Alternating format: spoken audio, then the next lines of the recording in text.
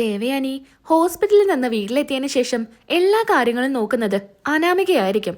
എന്നാ അനാമികയ്ക്ക് വല്യമ്മയെ നോക്കുന്നതില് വലിയ ഇഷ്ടമൊന്നും ഉണ്ടായിരിക്കില്ല. പിന്നെ അച്ഛനും അമ്മയും പറഞ്ഞതാണെന്ന് കരുതിയിട്ടാണ് വല്യമ്മയെ നോക്കുന്നത്.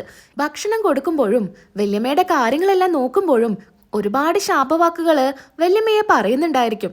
എന്നാ ദേവയാനി അനാമികയോട് പറയുന്നുണ്ട്, മോളെ, മോൾ എന്തിനാ ഇങ്ങനെ കഷ്ടപ്പെടുന്നേ? എന്റെ കാര്യം നോക്കാന് ഒരാളെ വെക്കാം. മോളിങ്ങനെ കഷ്ടപ്പെടുന്ന കാണുമ്പോൾ വല്യമ്മയ്ക്ക് അത് സഹിക്കുന്നില്ല. എനിക്കിത് ചെയ്യുന്നത് കൊണ്ട് ഒരു കുഴപ്പമില്ലേ വല്യമ്മേ? ഞാൻ എൻ്റെ സ്വന്തം അമ്മയ്ക്കാണെങ്കിൽ ഇതൊക്കെ ചെയ്തു കൊടുക്കില്ലേ? അത്രേ ഞാൻ കരുതിയിട്ടുള്ളൂ. പിന്നെ വേറൊരാളെ വെച്ച് കഴിഞ്ഞാൽ ഞാൻ നോക്കുന്ന പോലെ വല്യമ്മയെ നോക്കുമോ? അതുകൊണ്ടാണ് ഞാൻ ആരെയും വെക്കണ്ട എന്ന് പറഞ്ഞ് എനിക്ക് നോക്കാവുന്നതേ ഉള്ളൂ വല്യമ്മയുടെ കാര്യങ്ങൾ. എന്നാലും മോളിതൊന്നും ചെയ്തിട്ട് ശീലമില്ലല്ലോ. പിന്നെ എന്റെ കാര്യങ്ങള് മോള് നോക്കുന്നത് തന്നാ എനിക്കിഷ്ടം. വല്യമ്മയെ നോക്കേണ്ടി വരും, വല്യമ്മയ്ക്ക് വല്ല സഹായം ചെയ്യേണ്ടി വരും എന്ന് കരുതിയിട്ടായിരിക്കും ആ നയന അവളെ വീട്ടിൽ പോയി നിൽക്കുന്നത്. അവളുടെ കാര്യം എന്തിനാ മോളെ പറയുന്നേ? അവളുടെ പേര് പോലും എനിക്ക് കേൾക്കാൻ താല്പര്യമില്ല മോളെ. അതുകൊണ്ട് ഇനി അതൊന്നും പറയണ്ട. ഇങ്ങനെയൊക്കെ ആണെങ്കിലും മുത്തശ്ശനും മുത്തശ്ശിക്കും അവളോടൊരു പ്രത്യേക സ്നേഹ, എന്നോട് പോലും ആ ഒരു സ്നേഹമില്ല. എന്തുകൊണ്ടാണെന്ന് എനിക്കറിയില്ല വല്യമ്മേ. അതോർക്കുമ്പോൾ എനിക്ക് വല്ലാത്ത സങ്കടാ. ഞാൻ എൻ്റെ മുത്തശ്ശനെയും മുത്തശ്ശിയും പോലെ തന്നെയാ കണ്ടിരിക്കുന്നത്. എന്നാ തിരിച്ചെന്നോട് ഒരു സ്നേഹവും ഇല്ല. ഒന്നും വേണ്ട, എന്നെ ഒന്ന് സ്നേഹത്തോടു കൂടി വിളിക്കു പോലുമില്ല. അതായിക്കോട്ടെ മോളെ, അവൾ അവരെയെല്ലാം കയ്യിലെടുത്ത് വെച്ചിരിക്കുക. അവളെ മാത്രമല്ല, ഈ വീട്ടിലെ എല്ലാ ആണുങ്ങളെയും അവൾ കയ്യിലെടുത്ത് വെച്ചിരിക്കുക. മോൾ അതൊന്നും ഓർത്ത് സങ്കടപ്പെടണ്ട. മോളുടെ കൂടെ എന്തിനും ഈ വല്യമ്മയുണ്ടായിരിക്കും. അതുപോലെ മോൾക്ക്. അത് മാത്രമല്ലമ്മേ എൻ്റെ ഒരു ആശ്വാസം. എന്നാലും അനിയെ എങ്ങനെ വിടരുത്. മോളെന്തായാലും അനിയെ പിടിച്ചു കെട്ടണം. ഞാൻ എന്താ പറഞ്ഞെന്ന് മോൾക്ക് മനസ്സിലായല്ലോ. സ്നേഹം കൊണ്ട് മോൾ അനിയെ പിടിച്ചു കെട്ടണം. വല്യമ്മ വിചാരിക്കുന്ന പോലെയൊന്നുമല്ല അനിയുടെ സ്വഭാവം. അനിക്കാണെങ്കിൽ എന്നോട് തീരെ താല്പര്യമില്ല. ഇപ്പോഴും ആ നന്ദുവിനെ മനസ്സിലിട്ട് നടക്കുക. എങ്ങനെയാ വല്യമ്മേ എനിക്കതൊക്കെ സഹിക്കാൻ പറ്റുക? നന്ദുവിനെ കാണാൻ ഇപ്പോഴും പോകുന്നുണ്ട്, അതെനിക്ക് ഉറപ്പാ.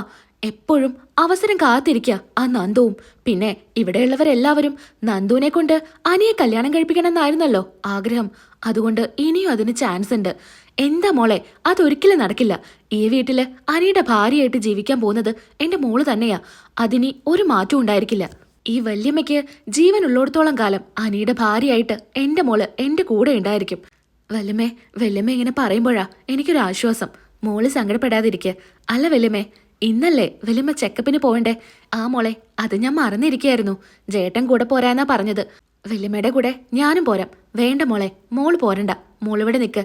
അല്ല വല്യമ്മേ, ഞാനും പോരാം. അങ്ങനെ അനാമികയും ദേവയാനിയുടെ കൂടെ ഹോസ്പിറ്റലിലോട്ട് പോവാൻ വേണ്ടി റെഡിയാവുകയാണ്. ഇതേ സമയം ആദർശ് നയനയുടെ വീട്ടിലോട്ടും ചെല്ലുന്നുണ്ട്. രണ്ടുപേർക്കും ഒരേ ദിവസമായിരിക്കും ചെക്കപ്പ്. നയനയും ഹോസ്പിറ്റലിലോട്ട് പോവാനായിട്ട് റെഡി ആവുന്നുണ്ട്. നയനയ്ക്ക് അപ്പോയിൻമെന്റ് എടുത്തിട്ടുള്ളത് 1 മണിക്കായിരിക്കും. അങ്ങനെ നയന റെഡി ആയിക്കൊണ്ടിരിക്കുകയാണ്. ആദർശ് നയനയോട് പറയുന്നുണ്ട്, ഇന്ന് അമ്മയ്ക്കും ചെക്കപ്പ് ചെയ്യേണ്ട ദിവസാ. ആദർശേട്ടാ, അവിടെ വെച്ച് അമ്മ എന്നെ കണ്ടു കഴിഞ്ഞാൽ അത് പ്രശ്നാവില്ലേ? പ്രത്യേകിച്ച് ആദർശേട്ടൻ്റെ കൂടെ എന്നെ കണ്ട അത് കുഴപ്പാവും. ഒരു കുഴപ്പമില്ല. അമ്മയ്ക്ക് ചെക്കപ്പ് ചെയ്യാനുള്ള ടൈം 11 മണിയാ. ആ സമയത്ത് അമ്മ കാണിച്ചിറങ്ങും. പിന്നീട് 1 മണിക്കല്ലേ നമ്മൾ പോവുള്ളൂ. അപ്പോഴേക്കും അമ്മ അവിടുന്ന് പോയി കാണും. എന്തായാലും നീ പേടിക്കണ്ട. അത് ചേട്ടാ, ഇപ്പൊ അമ്മയ്ക്ക് എങ്ങനെയുണ്ട്? അമ്മയ്ക്ക് കുഴപ്പമൊന്നുമില്ല. അമ്മയുടെ കാര്യങ്ങളൊക്കെ ആരാ നോക്കുന്നേ? അതിന് അനാമികയുണ്ടല്ലോ, കൂടെ തന്നെയുണ്ട്. എല്ലാ കാര്യങ്ങളും നോക്കുന്നുണ്ട്. അങ്ങനെയല്ലേ അമ്മയെ കയ്യിലെടുക്കാൻ പറ്റൂ. അതുകൊണ്ടായിരിക്കും. എന്തായാലും അമ്മയുടെ കാര്യം നോക്കുന്നുണ്ടല്ലോ, അത് തന്നെ വലിയ കാര്യമില്ല ആദർശേട്ടാ. അങ്ങനെ കനക വരുന്നുണ്ട്. ആ മോനെ ഞാൻ ചായ എടുക്കട്ടെ? വേണ്ടമ്മേ, ചായ ഒന്നും വേണ്ട. എന്തായാലും നമുക്ക് കുറച്ചു നേരം കഴിഞ്ഞ് ഇറങ്ങാം. മോന്റെ അമ്മയ്ക്ക് ഇപ്പൊ കുഴപ്പമൊന്നുമില്ലല്ലോ? ഇല്ല അമ്മേ, ഒരു കുഴപ്പമില്ല. മോന്റെ അമ്മയെ ഒന്ന് വന്ന് കാണണമെന്നൊക്കെ ഉണ്ട്. പക്ഷേ ഈ സാഹചര്യത്തില് എങ്ങനെ അങ്ങോട്ട് വരാ? അവിടെ വന്നു കഴിഞ്ഞാ ചേച്ചി എങ്ങനെ പ്രതികരിക്കാന്നും പറയാൻ പറ്റില്ലല്ലോ. അതുകൊണ്ടാ പിന്നെ ഞാൻ അങ്ങോട്ട് വരാത്തത്. അത് വേണ്ടമ്മേ. ഇനി എന്തായാലും അധികം വൈകാതെ നയൻ അങ്ങോട്ട് വരുമല്ലോ. അപ്പൊ ഒരുമിച്ച് അമ്മയെ കണ്ടാ മതി. മോന്റെ അമ്മയ്ക്ക് നയനോടുള്ള ദേഷ്യം മാറി തുടങ്ങിയോ? എവിടെ അമ്മേ, നയനോടുള്ള ദേഷ്യം കൂടുക എന്നല്ലാതെ ഇനി കുറയാൻ പോകുന്നില്ല. ഏതു നേരവും നയനെക്കുറിച്ചുള്ള കുറ്റങ്ങൾ പറയാനായിട്ടേ അപ്പച്ചിയും ഇളയമയും അനാമികയും ഒക്കെ അടുത്ത് തന്നെയുണ്ട്. അതുകൊണ്ട് എപ്പോഴും ഇവളെക്കുറിച്ചുള്ള കുറ്റം പറയാനേ അവർക്ക് സമയമുള്ളൂ. ഇനി അമ്മ തന്നെ ഇവളെക്കുറിച്ച് എന്തെങ്കിലും മറന്നാ അവരെ വിളിച്ച് ഓർമ്മിപ്പിച്ചോളും. അതുപോലെയാ അവരുടെ സംസാരം. എപ്പോഴും നയനെക്കുറിച്ച് കുറ്റപ്പെടുത്താനേ അവർക്ക് സമയമുള്ളൂ. ഇടയ്ക്കൊക്കെ ഞാനും അച്ഛനും മുത്തശ്ശനും മുത്തശ്ശിയൊക്കെ ഒന്ന് പോയി നയനെക്കുറിച്ച് നല്ല കാര്യങ്ങൾ പറഞ്ഞാ അപ്പൊ പറയും, വേണ്ട, എനിക്ക് അവളെക്കുറിച്ച് കേൾക്കണ്ട എന്ന്. അമ്മയെ ഞാൻ വിഷമിപ്പിക്കാൻ വേണ്ടി പറഞ്ഞതല്ല. ഇങ്ങനെയൊക്കെയാ അവിടെ നടക്കുന്നേ. എന്തായാലും ഇത് അറിയേണ്ടതല്ലേ, അതുകൊണ്ട് പറഞ്ഞതാ. പിന്നെ എല്ലാം ശരിയാവും. സത്യങ്ങളെല്ലാം അമ്മ അറിഞ്ഞു കഴിഞ്ഞാൽ നയനയെ ചേർത്ത് പിടിക്കും എന്ന് തന്നെയാ എനിക്ക് തോന്നുന്നേ. പക്ഷേ നയനയുടെ നിർബന്ധ ഒന്നും അമ്മയോട് പറയണ്ട എന്ന്. ഇതൊരിക്കലും അമ്മ അറിയാതിരിക്കില്ലല്ലോ. പിന്നെ ഇപ്പൊ തന്നെ അമ്മ പറയുന്നുണ്ട് അമ്മയുടെ ജീവൻ രക്ഷിച്ച ആ കുട്ടിയെ അമ്മയ്ക്ക് കാണണമെന്ന്. അതിനി ഏത് വിധേനയും അമ്മ കാണും. ആ സമയത്ത് നയനയാണ് തന്റെ ജീവൻ രക്ഷിച്ചതെന്ന് അമ്മ അറിഞ്ഞു കഴിഞ്ഞാൽ നയനയോടുള്ള എല്ലാ പെരുമാറ്റത്തിലും മാറ്റം വരും എന്ന് തന്നെയാ എനിക്ക് തോന്നുന്നേ. അങ്ങനെ പിന്നീട് കാണിക്കുന്നത് ദേവയാനി ഹോസ്പിറ്റലിലോട്ട് ഇറങ്ങുന്നുണ്ട്. കൂടെ അനാമികയും ജയനും ഉണ്ടായിരിക്കും. ഹോസ്പിറ്റലിൽ എത്തിയതിനു ശേഷം ഒരുപാട് നേരം വെയിറ്റ് ചെയ്യേണ്ടി വരികയാണ്. ഡോക്ടർ വരുന്നുണ്ടായിരിക്കില്ല. 11 മണിക്ക് കാണണമെന്നും പറഞ്ഞിട്ട് 12 മണി 12:30 ആയിട്ടും ഡോക്ടറെ കാണുന്നുണ്ടായിരിക്കില്ല. അങ്ങനെ ആദർശ് കരുതുന്നത് അവര് ഡോക്ടറെ കണ്ടു പോയി എന്ന് തന്നെയായിരിക്കും. അതുകൊണ്ട് നയനയെ കുട്ടി ഹോസ്പിറ്റലിലോട്ട് വരുന്നുണ്ട്. ദേവിയാനി അങ്ങനെ ഡോക്ടറെ കാണാനായിട്ട് ഉള്ളിലോട്ട് കയറുന്നുണ്ട്.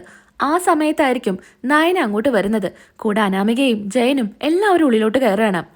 അങ്ങനെ നയനയ്ക്ക് കുറച്ച് ബ്ലഡ് ടെസ്റ്റ് ഒക്കെ ഉണ്ടായിരിക്കും. അതുകൊണ്ട് നയന നേരെ ലാബിലോട്ട് പോകുന്നുണ്ട്. അങ്ങനെ ലാബിൽ പോയി നയന ബ്ലഡ് എല്ലാം കൊടുത്ത് തിരികെ വന്നിരിക്കുകയാണ്.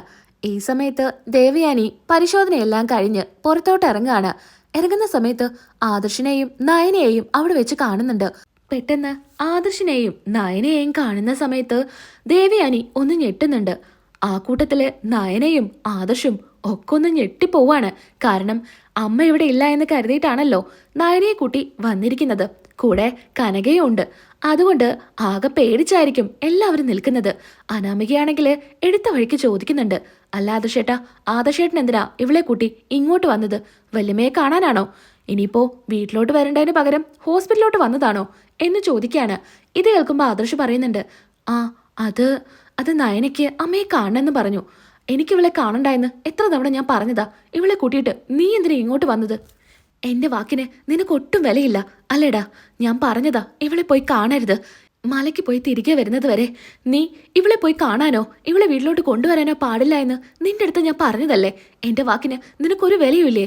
ഈ സമയത്ത് ജയൻ പറയുന്നുണ്ട്, നീ ഇങ്ങനെ ഉറക്കെ ശബ്ദം ഉണ്ടാക്കല്ലേ. നിന്റെ അവസ്ഥയ്ക്ക് ഇതൊന്നും പറ്റില്ല. ഇതേ ഹോസ്പിറ്റലാണ്, എല്ലാവരും ശ്രദ്ധിക്കുന്നുണ്ട്. ജയേട്ടനും കൂടെ കൂട്ടി നിന്നിട്ടാണോ ഇവൻ ഇതൊക്കെ ചെയ്യുന്നേ? ഞാൻ എന്ത് കൂട്ടി നിൽക്കാനാ? നീ എന്തൊക്കെയാ ദേവിയാനി പറയുന്നേ? അവൻ അവന്റെ ഭാര്യയായിട്ട് ഹോസ്പിറ്റലിലോട്ട് വന്നു. അതിനിപ്പോ നീ എന്തിനാ ഇങ്ങനെ ബഹളം വെക്കുന്നേ? ഈ സമയത്തായിരിക്കും നയനയെ ഡോക്ടറെ കാണിക്കാനായിട്ട് നേഴ്സ് വന്ന് വിളിക്കുന്നത്. നയനയെ ഉള്ളിലോട്ട് വിളിക്കുന്നുണ്ടെന്ന് ഇത് കേൾക്കുമ്പോ ദേവിയാനിക്ക് എന്തൊക്കെയോ സംശയം തോന്നുന്നുണ്ട്. കൂട്ടത്തില് അനാമികയ്ക്കും. അപ്പൊ നീ ഇവളെ ഡോക്ടറെ കാണിക്കാനായിട്ട് വന്നതാണോ? അതിന് ഇവൾക്ക് എന്താ? അപ്പോഴായിരിക്കും നയനയ്ക്ക് ചെറുതായൊരു വയറുവേദന വരുന്നത്. പെട്ടെന്ന് ആന്ന് പറഞ്ഞ് വയറിൽ വെക്കുന്നുണ്ട് കയ്യെ. എന്താ നയനെ, എന്താ പ്രശ്നമെന്ന് അമ്മ ചോദിക്കുന്നുണ്ട്. ഇല്ലമ്മേ, കുഴപ്പമൊന്നുമില്ല. ഓ, അപ്പൊ ഭാര്യയ്ക്ക് വയറുവേദന, അപ്പൊ നീ ഡോക്ടറെ കാണിക്കാനായിട്ട് വന്നതാ അല്ലേ എന്ന് ദേവിയാനി ചോദിക്കുന്നുണ്ട്. ആ അമ്മേ, അവൾക്ക് ചെറുതായൊരു വയറുവേദന, അപ്പൊ ഞാൻ ഡോക്ടറെ കാണിക്കാനായിട്ട് വന്നതാ. അമ്മയുടെ കൂടെ മോന് ഹോസ്പിറ്റലിലോട്ട് വരാൻ സമയമില്ല. ചെറിയൊരു വയറുവേദനയ്ക്ക് നീ വേഗം പോയത് ഇവളെ കാണാനല്ലേ? അതുകൊണ്ടല്ലേ നീ ഇവളെ കൂട്ടി ഇങ്ങോട്ട് വന്നത്?